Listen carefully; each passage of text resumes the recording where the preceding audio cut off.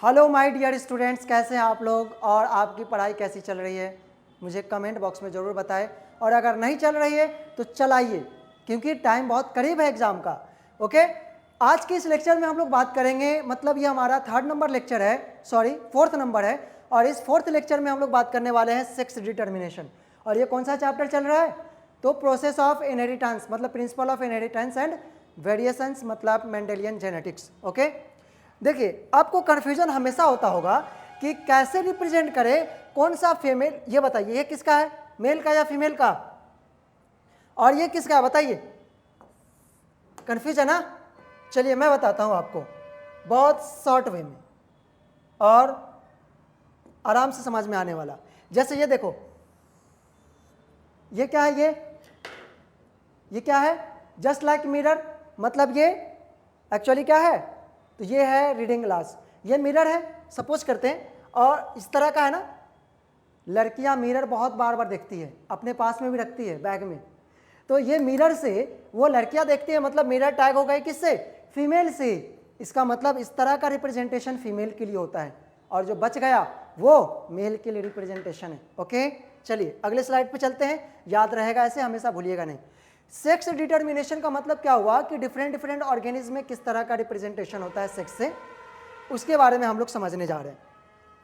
तो इसमें पहला कॉन्सेप्ट क्या कहता है? The chromosomes that are involved in sex determination are called as sex chromosome. उसे सेक्स क्रोमोसोम बोला जाता है, जाहिर सी बात है कि वही बोला जाएगा। और इसे क्या बोलेंगे? एलोजोम। ये इंपॉर्टेंट है word. They include X and Y chromosome. only 2 pair of, means only 1 pair of chromosome are sex chromosome and that is X and Y chromosome. Okay, तो याद रखना आपको कैसे है। जैसे देखिए 46 नंबर ऑफ क्रोमोसोम होता है ना हमारे बॉडी के अंदर, तो 46 नंबर ऑफ क्रोमोसोम कब दिखेगा क्लियर? तो ये दिखेगा at the time of cell division. And cell division में कहाँ पे काउंट कर पाएंगे हम लोग? तो मेटाफेज, मेटाफेज जो होता है ना प्रोफेज का, तो मेटाफेज में हम लोग बात करेंगे। ओके, तो ये 46 नंबर ऑफ क्रोमोसोम है, मतलब क्या हुआ? 23 नंबर ऑफ 23 पेयर। अब ये 23 पेयर पूरा कंप्लीट हो गया सेट, और 22 बन गया आपका क्या? Allosome, sorry autosome. ऑटोजोम मतलब क्या हुआ? वैसा जो सेक्स क्रोमोसोम को छोड़कर जो क्रोमोसोम बचता है ना, उसको ऑटोजोम बोला जाता है। और 1 पेयर जो हो जाएगा आपका, ये हो जाएगा सेक्स क्रोमोसोम। ओके, तो सेक्स क्रोमोसोम मतलब एक्स एंड वाई के बारे में बात कर रहे हैं हम लोग, ऑटोजोम के बारे में बात नहीं करने वाले हैं, नहीं कर रहे हैं। ये है आपका एक्स क्रोमोसोम और ये है वाई क्रोमोसोम, देख रहे हैं ना, छोटा है। ये वाले फिगर को अभी याद रखिएगा आप। अगले स्लाइड पे चलते हैं, तो क्या कह रहा है अगले स्लाइड पे, देखिए ध्यान से। ये है ऑटोजोम्स। ऑटोजोम का मतलब क्या हुआ? Are chromosomes other than sex chromosome. Sex chromosome को छोड़ के जो क्रोमोसोम बचेगा ऑटोजोम बोलेंगे। और ये कितना होगा? तो ये 22 पेयर होगा। ओके, ये होगा आपका 22 पेयर, ठीक है ना, इंसान के अंदर।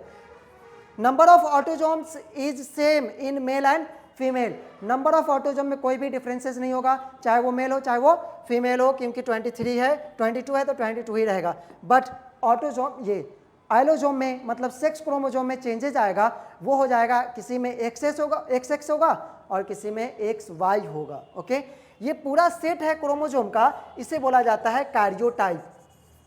कैरियोटाइप ये रिप्रेजेंट किया जाता है, ये पता किया जाता है कि किस इंसान का किस तरह का क्रोमोसोम है, किसी क्रोमोसोम के साथ प्रॉब्लम तो नहीं है, जेनेटिकल डिसऑर्डर तो नहीं है, इसके लिए पता किया जाता है। ओके, कैरियोटाइप का स्टडी किया जाता है।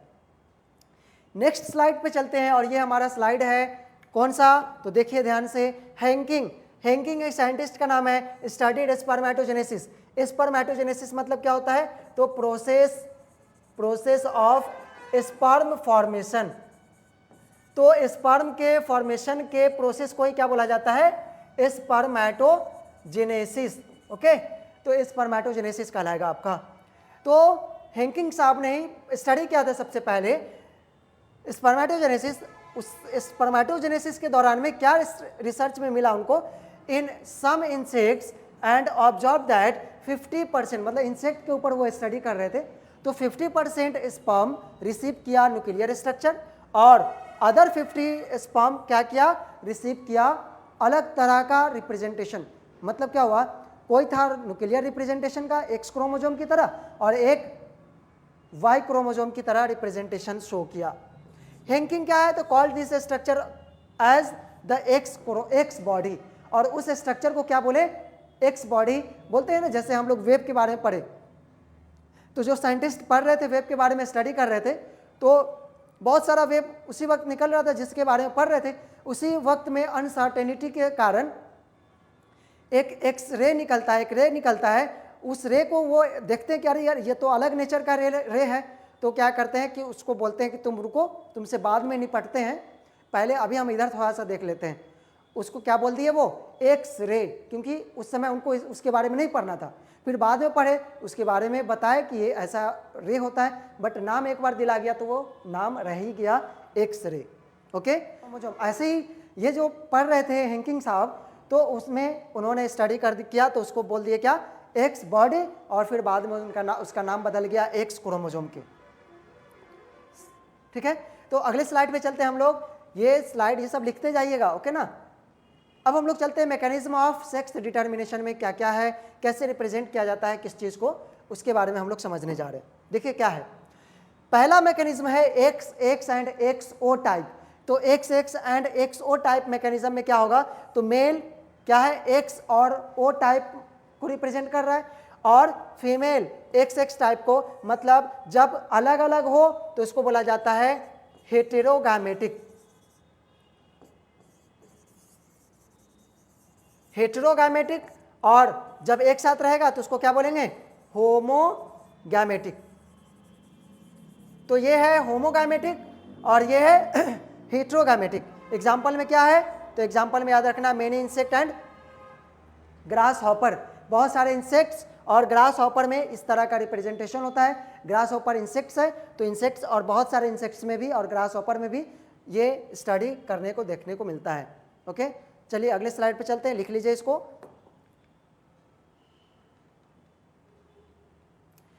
अब आता है नेक्स्ट में हमारा X X X Y mechanism, और एक्स एक्स और एक्स वाई मैकेनिज्म में क्या होगा, तो इसमें स्लाइड में समझना है एक्स एक्स और एक्स वाई मैकेनिज्म। मेल के कंडीशन में एक्स वाई होता है, फीमेल के कंडीशन में एक्स एक्स होता है। तो मेल क्या है, ह्यूमन मेल। तो ह्यूमन मेल क्या है, होमोगैमेटिक या हेटेरोगैमेटिक, तो हेटेरोगैमेटिक और फीमेल होमोगैमेटिक है। ह्यूमन और ड्रोसोफिला, ड्रोसोफिला में भी सेम होता है, इसको भी याद रखना है आपको। ओके, चलिए अगले स्लाइड पे चलते हैं हम लोग। फिर थर्ड में है हमारा, वो थर्ड में क्या है, तो देखिए ध्यान से, थर्ड में बताया गया Z Z and Z W mechanism. Z Z और जेड डब्ल्यू टाइप का किस में रिप्रेजेंट होता है, तो मेल के कंडीशन में। ये है इंपॉर्टेंट चीज, मतलब यहाँ पे आप कंफ्यूज हो सकते हैं। तो जेड जेड जेड जो हो जाएगा ना वो मेल हो जाएगा, और जेड डब्ल्यू फीमेल हो जाएगी। मतलब homogametic mail, heterogametic female. Birds के कंडीशन में टोटली डिफरेंट है। फिर आते हैं अगले स्लाइड पे। ये अगला स्लाइड हमारा क्या है, sex determination in honey B. Honey bee के साथ आते हैं, तो हनी बी के साथ क्या मैकेनिज्म है sex determination in honey bee में। Fertilised egg develop as a female. Fertilised egg जो होगा वो डेवलप कर लेगा किसमें, मेल, मतलब फीमेल क्यून और वर्कर, चाहे वो फीमेल क्यून हो चाहे वो वर्कर हो। फर्टिलाइज्ड एग मतलब क्या हुआ कि क्यून या वर्कर, फीमेल क्यून और वर्कर, क्यून तो फीमेल ही होगी, वर्कर तो कुछ और भी हो सकता है ना, तो फीमेल वर्कर और क्यून ये डेवलप होगी फर्टिलाइज्ड एग से। ठीक, an unfertilised egg develop as a male drone, और मेल जो होगा ना वो ड्रोन कहलाता है, और ये अनफर्टिलाइज्ड एग से डेवलप होगा। याद रखना है आपको, it is called as parthenogenesis. इसे पार्थेनोजेनेसिस बोलते हैं, फर्टिलाइजेशन का अलग रूप। मतलब बगैर फर्टिलाइजेशन के अगर कोई ऑफस्प्रिंग बनता है, कोई ऑर्गेनिज्म बनता है, उसको बोला जाता है पार्थेनोजेनेसिस। ये शक्ल देख लीजिए आप, ये ड्रोन है, ये क्यून है और ये वर्कर है। सबसे बड़ी होगी रानी की तरह दिख भी रही है, ये क्यून है, और ये ड्रोन है, मतलब इससे वर्कर से थोड़ा बड़ा है, और ये मेल होगा और ये फीमेल होगी। समझ गए ना। चलिए अगले स्लाइड पे चलते हैं। ये इंपॉर्टेंट चीज़ है, इसमें समझना है आपको, कॉन्सेप्ट छिपा हुआ है छोटे से चीज़ में। कॉन्सेप्ट क्या है, तो पार्थेनोजेनेसिस क्या होता है, तो it is the process of development of organism without fertilisation, मतलब बगैर फर्टिलाइजेशन का अगर ऑर्गेनिज्म बन रहा है उस प्रोसेस को बोला जाता है पार्थेनोजेनेसिस। और कहाँ देखने को मिलेगा? तो हनी बी में और banana. Banana is the example, best example for parthenogenesis और हनी बी। अब देखिए हनी बी का कुछ कॉन्सेप्ट समझते हैं। कॉन्सेप्ट क्या है? तो ये पेरेंट्स है, ये गैमेट है और ये F1 जनरेशन को रिप्रेजेंट कर रहा है, मतलब एक ऑर्गेनिज्म बना तो वो F1 जनरेशन का ला रहा है। क्या है? फीमेल, अभी अभी हम बताए थे फीमेल में नंबर ऑफ क्रोमोसोम कितना है? तो 32 है। यहाँ पे 32 है, इसमें मियोसिस हुआ। मियोसिस दो तरह का सेल डिवीजन होता है, एक होता है माइटोसिस और एक होता है मियोसिस। माइटोसिस को माइटोटिक भी बोला जाता है। माइटोसिस, माइटोसिस का मतलब क्या हुआ? माइटोटिक भी बोलते हैं इसको, कभी भी लिखा हुआ मिले तो कंफ्यूज मत हो जाना, ठीक है ना।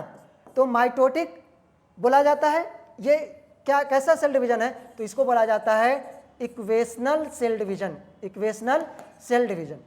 और सेकंड होता है, सेकंड नंबर में वो होता है मियोसिस। और मियोसिस का मतलब, ये मियोसिस को मियोटिक भी बोला जाता है और इसे बोला जाता है reductional cell division. Okay, reductional cell division. तो रिडक्शनल सेल डिवीजन है मतलब इससे क्या होगा? नंबर ऑफ क्रोमोसोम जो रहेगा उससे कम हो जाएगा।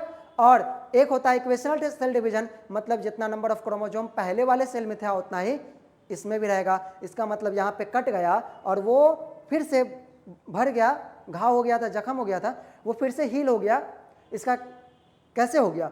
तो यहाँ पे जितना नंबर ऑफ क्रोमोसोम था उतना ही नंबर ऑफ क्रोमोसोम का बना, पहले ही की तरह बना। इसका मतलब क्या हुआ? माइटोसिस सेल डिवीजन हुआ है। तो इसको समझते हैं बाबू। पेरेंट्स, तो पेरेंट्स में फीमेल है, फीमेल क्या है? 32 नंबर ऑफ क्रोमोसोम है, उसमें मियोसिस होगा और ये बन जाएगा क्या? 16 और 16 बन गया। अब ये 16 और 16 क्या बन गया? तो हाफ सेल बन गया ना, हाफ सेल है। हाफ सेल आपको हम अभी बताए थे कि ड्रोन जो होगा वो अनफर्टिलाइज्ड एग से आएगा, मतलब मियोसिस से आ रहा है unfertilised egg. Meiosis direct cell division, meiosis cell division से जो फीमेल वर्कर थी, मतलब फीमेल जो क्यून थी ना, वो डायरेक्ट बना दी क्या चीज को? तो 32 नंबर ऑफ क्रोमोसोम था उसके पास, वो बना दिया क्या? मेल, मतलब 16 नंबर ऑफ क्रोमोसोम। और ये क्या है एक्चुअली में? तो ये है आपका ड्रोन। और मेल जहां पे आते हैं तो इस कंडीशन में क्या है? मेल 16 नंबर ऑफ क्रोमोसोम है, आपको पता है यहाँ पे मेल बना है अब 16 नंबर ऑफ क्रोमोसोम। तो ये 16 नंबर ऑफ क्रोमोसोम माइटोसिस करेगा, फिर बनाएगा 16 16 16 16, बहुत सारे मेल को बनाता रहेगा वो। बट ये जो बनाएगा ना, ये वाला जो मेल रहेगा ना, वो फर्टिलाइज करेगा किससे? तो ये जो मेल था अभी, ये वाला मेल और जो वर्कर फीमेल थी, वो दोनों ही से माइटोसिस सेल डिवीजन होगा और फीमेल बन जाएगा क्या? 32 नंबर ऑफ क्रोमोसोम। मतलब क्या हुआ कि अब ये जो फीमेल है डायरेक्ट बनाएगी अगर में ये क्रोमोसोम, मतलब एक ऑर्गेनिज्म को बनाएगा, तो वो क्या होगा? मेल, मतलब ड्रोन डायरेक्ट बनेगा तो वो होगा क्या? मियोसिस सेल डिवीजन, पार्थेनोजेनेसिस इसी को बोलते हैं। और एक और भी सेल बनेगा जो फीमेल होगी और वो फीमेल से ये वाला मेल, और जो फीमेल के साथ क्वाइटस करने के बाद जो फर्टिलाइज होकर बनेगा ना, वो हो जाएगा आपका फीमेल 32 नंबर ऑफ क्रोमोसोम। और उससे जो मतलब क्यून जो फर्टिलाइज करेगी ना अपने एग को, तो उससे जो नया ऑर्गेनिज्म बनेगा। तो देखो यहाँ पे तो 16 है, ड्रोन ही फर्टिलाइज करता है, कॉपुलेशन करता है मेल इसके हनी बी के साथ। तो ड्रोन हनी बी के साथ अगर कॉपरेट ये कर रहा है, कॉपुलेशन कर रहा है, तो हनी बी के पास जो एग है वो एग अगर फर्टिलाइज कर गया तो क्या बन जाएगा? फीमेल। और वो 32 नंबर ऑफ क्रोमोसोम रखेगा, ये बोलेंगे फर्टिलाइज्ड एग और ये बोलेंगे अनफर्टिलाइज्ड एग। मतलब क्या हुआ कि इस बेचारे का ना बाप नहीं है, इसकी सिर्फ माँ है। देख रहे हैं ना, ये माँ है फीमेल, इसका बाप नहीं है, मतलब ये फादर नहीं है इसका। मगर ये जो नया ऑर्गेनिज्म बना, ये इसके तो फादर है ना, इसके फादर और मदर दोनों ही हैं, यही फादर है इसके। मगर इस वाले कंडीशन में ड्रोन का कोई भी पेरेंट्स नहीं, मतलब फादर नहीं होता है, सिर्फ मदर होती है, क्योंकि वो मियोसिस करके बना रही है, सेल डिवीजन किया और खुद से ही बन गया एक नया ऑर्गेनिज्म, मेल ड्रोन कहते हैं उसको। समझ गया ना। और आगे जब फर्दर एक और भी बनता रहेगा ऑर्गेनिज्म, मतलब 32 नंबर ऑफ क्रोमोसोम वाला बनेगा, तो उसके पास उसके पास उसके पेरेंट्स होंगे। समझ गए ना? तो एक्चुअली क्या हुआ ना कि ये जो फीमेल थी ये सीधे आगे आते चले गए, मतलब क्या हुआ कि ये जो ड्रोन था ना, ये ड्रोन दूसरे कॉलोनी में जाकर रिप्रोड्यूस करता है, मतलब फर्टिलाइज करता है दूसरे को, दूसरी जो क्यून होती है ना उसको, और फर्टिलाइज करने के बाद वो मर जाता है। समझ गए ना? कॉपुलेशन करने के बाद। तो ये सारा कॉन्सेप्ट है, इसको याद रखिएगा। पार्थेनोजेनेसिस बस सिंपल वे में क्या याद रखना आपको, विदाउट फर्टिलाइजेशन। कुछ क्वेश्चन है नीट का, वो देख लेते हैं हम लोग, इंपॉर्टेंट जहां तक पढ़ चुके हैं। In his classic experiments on P plants Mendel did not use, Mendel साहब ने क्या यूज नहीं किया था एक्सपेरिमेंट में, तो सीड शेप यूज किया था कॉन्ट्रास्टिंग कैरेक्टर में, फ्लावर पोजीशन यूज किया था, फिर सीड कलर यूज किया था, और फिर क्या आता है पॉड लेंथ। क्या पॉड लेंथ जो ये था, पॉड इतना बड़ा जो छिमी होता है, वो पॉड लेंथ को कवर किया था क्या? वो पॉड लेंथ के बारे में तो वो नहीं पढ़े थे, स्टडी नहीं किए थे। तो याद रखना आपको क्या हो जाएगा, एग्जाम्पल आपका ऑप्शन नंबर डी हो जाएगा। ओके, चलिए अगले स्लाइड, अगले इस पे क्वेश्चन पे चलते हैं। तो अगला क्वेश्चन क्या है हम लोगों का, अगला क्वेश्चन है आ जीन शोइंग कोडोमिनेंस हैज, 2015 का क्वेश्चन है ये। कोडोमिनेंस, वैसा जीन जो कोडोमिनेंस शो कर रहा है, उसके कंडीशन में क्या होता है, alleles that are recessive to each other, alleles जो होते हैं वो रिसेसिव होते हैं एक दूसरे के। Both allele independently express on heterozygous, मतलब दोनों ही, देखो कोडोमिनेंस का मतलब क्या होता है, वैसा जो दोनों ही डोमिनेंस का कैरेक्टर शो कर रहा हो। जैसे कैपिटल टी और स्मॉल टी लेते हैं, तो इस कंडीशन में क्या हो जाएगा कि कैपिटल टी भी रिप्रेजेंट कर रहा हो अपने आप को और स्मॉल टी भी रिप्रेजेंट कर रहा हो, ये होता है ब्लड ग्रुपिंग में। तो अपने आप को दोनों ही रिप्रेजेंट करता हो, जैसे ए और बी ब्लड ग्रुप, तो ए भी अपना रिप्रेजेंट कर रहा है और बी भी रिप्रेजेंट कर रहा है, तभी तो ए बी ब्लड ग्रुप आया। इसलिए ये कहलाता है कोडोमिनेंस, और हेट्रोजाइगस कंडीशन में दोनों ही अपने आप को क्या करता है, एक्सप्रेस करता है। One allele dominant on the other, ये तो कोडोमिनेंस नहीं होगा, सिर्फ डोमिनेंस होगा। Allele tightly linked on the same chromosome, same chromosome पे अलील टाइटली लिंक्ड होता है, ऐसा नहीं है। ओके, तो ये ऑप्शन नंबर आपका बी हो गया और उसका डी हो जाएगा। याद रखिएगा इसको, क्वेश्चन लिख लीजिएगा, इंपॉर्टेंट क्वेश्चन है। कैसे क्वेश्चन पूछा जाता है वो सारा चीज़ हम लोग डिस्कस कर रहे हैं। अब आते हैं, देखिए यहाँ, तो the genotype of a husband and wife are I A and I, देखो ये ऐसा लिखा हुआ है आई ए आई बी, इस तरह का है। और फिर हस्बैंड का है ये, और आई ए एंड स्मॉल आई, ये क्या ब्लड ग्रुपिंग के लिए पढ़ रहे हैं हम लोग। तो दो तरह का जीन होता है, कैपिटल आई और एक small I. Among the blood type of their children how many different genotypes and phenotypes are possible, कितना जीनोटाइप और कितना फिनोटाइप पॉसिबल है इस कंडीशन में। तो बच्चे का ब्लड ग्रुप नहीं बताया गया है, अब बच्चे का जो ब्लड ग्रुप बनेगा तो कितना पॉसिबल होगा, तो आपको पहले ही से पता है, क्रॉस कर दीजिए आई ए, फिर आते हैं इससे, तो आई ए एंड आई में आई ए और आई बी बोलती है ना, आई ए।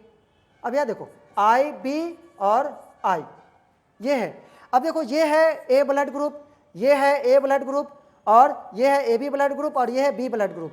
मतलब ब्लड ग्रुप ए और ये ए बी और ये बी। जीनोटाइप जेनेटिकली मेकअप, मतलब डिफरेंसेस रहेगा तो जीनोटाइप अलग अलग हो जाएगा। फिनोटाइप सेम हो सकता है, ब्लड ग्रुप ये और ब्लड ग्रुप ये ए है, इसका मतलब क्या हुआ, फोर जीनोटाइप। यहाँ देखो 4 जीनोटाइप हो जाएगा। एक्चुअली क्या है ना, ये जीनोटाइप ये, क्योंकि यहाँ पे ए और आई ए है और यहाँ पे आई ए और स्मॉल आई है, इसलिए जीनोटाइप इसका अलग इसका अलग, सबका अलग अलग होगा। तो जीनोटाइप कितना होगा, 4 होगा, और फिनोटाइप कितना होगा, तो 1 2 3 4, कितना ब्लड ग्रुप हुआ, 1 2 3 ब्लड ग्रुप हो गया। इसलिए बन जाएगा आपका क्या, ऑप्शन नंबर बी। समझ गए ना, ये 4 अलग अलग है जीनोटाइप, और फिनोटाइप कितना हो गया, तो फिनोटाइप हो गया सिर्फ और सिर्फ 3, क्योंकि ए और ए 2 है। तो ऑप्शन नंबर क्या हो जाएगा आपका, बी हो जाएगा, 3 का बी। तो चलिए अब अगले स्लाइड पे चलते हैं हम लोग, क्वेश्चन नंबर 4, और वो क्वेश्चन नंबर 4 में क्या कह रहा है, तो देखिए which of the following characteristic represent inheritance of blood group in human, इंसान में कौन सा कैरेक्टर है जो ब्लड ग्रुप को रिप्रेजेंट कर रहा है।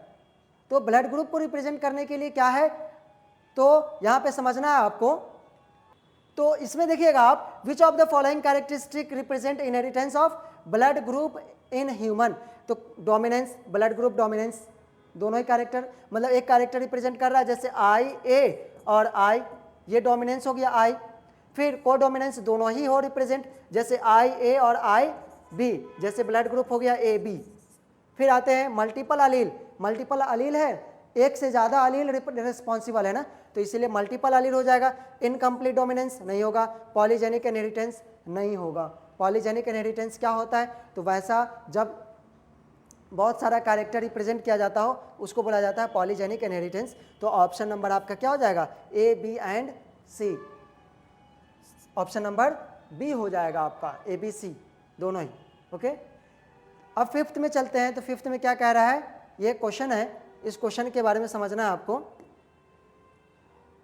X X and X O method of sex determination syndrome, मतलब एक्स एक्स और X O method of sex determination किस में रिप्रेजेंट किया जाता है, किस में देखने को मिलता है। ये सिंड्रोम गलत से टाइप हो गया है, तो किस में देखने को मिलेगा, तो अभी अभी पढ़े आप ग्रास हॉपर में, ग्रास हॉपर में एक्स एक्स और एक्स ओ टाइप, मतलब बर्ड्स में पहला कंडीशन पढ़े थे हम लोग। एक्स एक्स मेथड और एक्स एक्स और एक्स वाई किस में होगा, तो फीमेल हेट्रोगैमेटिक या फीमेल होमोगैमेटिक। तो इस टाइप के रिप्रेजेंटेशन में फीमेल क्या होगी, होमोगैमेटिक।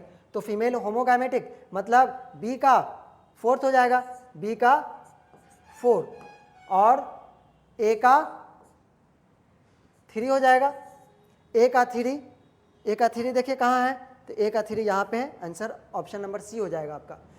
कैरियोटाइप 45 4-5 मतलब 4-5 क्या होगा, तो 22 पेयर में 22 पेयर प्लस 1 हो जाता है, मतलब 44 प्लस 1 क्रोमोसोम, इसको बोला जाता है टर्नर सिंड्रोम, समझ गया ना। और जेड डब्ल्यू और जेड टाइप किस में करते हैं, तो फीमेल जो होती है वो हो जाती है हेट्रोगैमेटिक, मतलब इस बर्ड्स के कंडीशन में, समझ गया ना। तो इसको ऑप्शन नंबर क्या हो जाएगा आपका, तो ऑप्शन नंबर सी हो जाएगा। चलते हैं अगले स्लाइड पे, मतलब अगले क्वेश्चन पे। अगला क्वेश्चन क्या है, देखिए नेक्स्ट क्वेश्चन में है, experimental verification of the chromosomal theory of inheritance was done by, मतलब ये वाला पोर्शन हम लोग पढ़े थे कहाँ पे, तो लेक्चर नंबर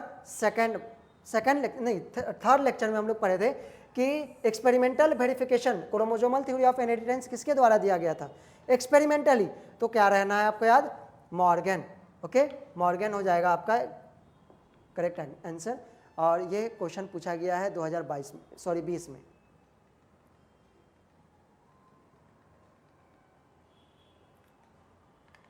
अब आते हैं नेक्स्ट में question number 7, X O type of sex determination can found in NEET 2022 में। एक्सो टाइप किस में देखने को मिलता है, तो ड्रोसोफिला बर्ड्स, ग्रास हॉपर और मंकी। ड्रोसोफिला, ग्रास हॉपर और मंकी किस कंडीशन में होगा, जल्दी से बताइए। अभी अभी हम लोग पढ़े थे एक्स ओ टाइप, तो ये किस में देखने को मिलता है, ये इंसेक्ट्स में। और इंसेक्ट में क्या हो जाएगा, तो इंसेक्ट में ग्रास हॉपर, अभी अभी हम लोग पढ़े थे ऑप्शन, ये क्वेश्चन नंबर 5 वाले में, तो मैच द फॉलोइंग वाले में। तो चलिए इसको देख लीजिए आप। अगले स्लाइड पे चलते हैं हम लोग। चलिए अब हम लोग नेक्स्ट क्वेश्चन देखते हैं, क्वेश्चन नंबर 8। और इस क्वेश्चन नंबर में 8 में क्या होगा, तो देखिए ध्यान से, the chromosomal theory of inheritance was proposed bye.